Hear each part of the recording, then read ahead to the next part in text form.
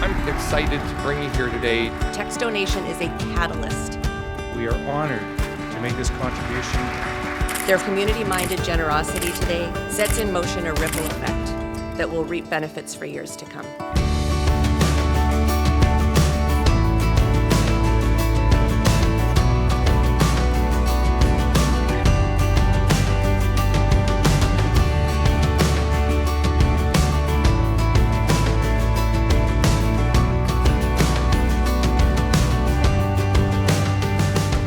This is a unique facility that just is inspiring, it's creative. I just had a tour this morning. I saw all these creative ideas actually being implemented. I mean, it's so exciting to be part of that.